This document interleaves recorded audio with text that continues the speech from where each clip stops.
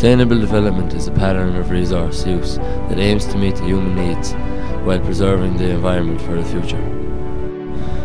A major factor in sustainable development is the oil industry, and it affects our environment enormously. The vast range of products, for example, fuel for vehicles, plastic bottles and bags, nylon rope and clothing, all put a terrible strain on our planet. We cannot sustain this pollution on our environment.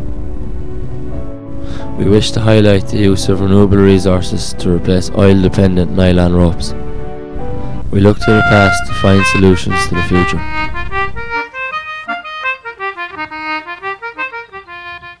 I can remember the Súgan or Sugan going back 70 years ago, and that's a long time ago. Now in those days there was very little tyings to tie down hay or straw or those things, so people had to manufacture those things themselves. Now the Súgan, as it's called in Irish, or Súgan, was made to tie hay, tie straw, Súgan chairs and do many other things.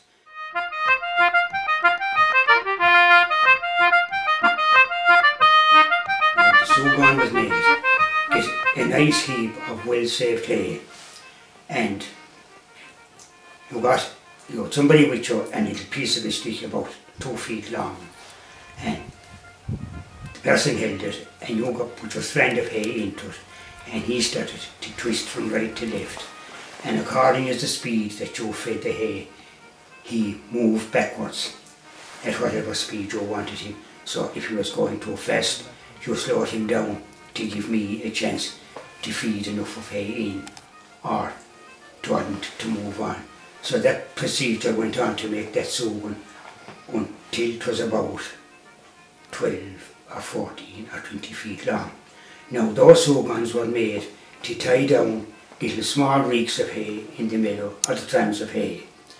And of course, when that was the way of tying it, those Súgans were made the day before the trimming of the hay came, because when that day came, there was little time to be wasted making those things.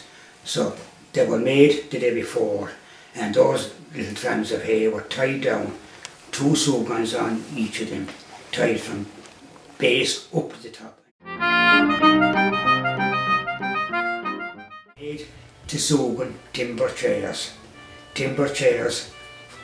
with a frame and timber armchairs, and you made the perfect hay Súgans, which were made very, very, very thoroughly. There was even a certain type of hay located in the reek, fine nice hay with no strong roots, to make a fine rope that Súganed the floor of your Súgan chair.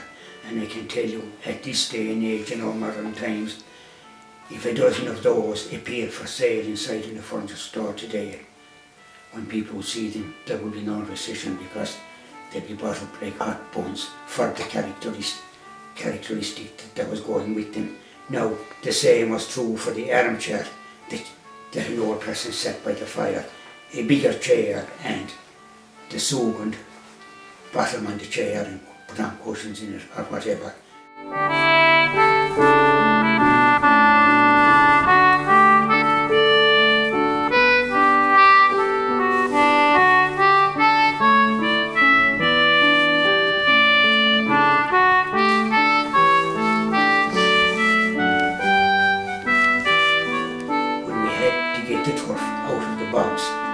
Donkeys were plentiful, and there were turf baskets made, and the turf baskets to put on the donkey's back were hung on a timber straddle, and the timber straddle was pinned on the donkey's back on a straw mat made out of the Súgans and plaited like any woman would do with a crochet work, the finest mat you ever looked at, planked across the donkey's back, and the timber straddle tied down on it. Of course, the reason was that it saved the donkey's back from injury from the timber straddle bearing the burden of the weight of the turf.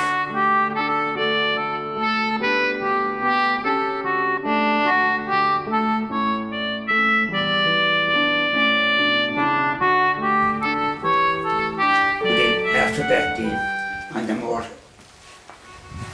brighter side of it, there was an old Irish tradition in the straw boys. When the couple got married, it was an Irish tradition that the straw boys would visit them the night of their wedding, whether it would be at his house or at her house.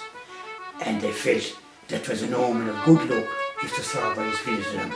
So you had to have, we had to go in and make our Sugans and make the straw hats, which were made of the twisted Sugans, a band around the top of the head, and 4 plaited Sugans up and tied them up on top with a little fished up open toppings or something on top to make it decorative. Now you had bands of straw in to go around your waist and around your feet. You know, such a bandoliers that it was completely the straw set up, but very, very neat and very, very tight.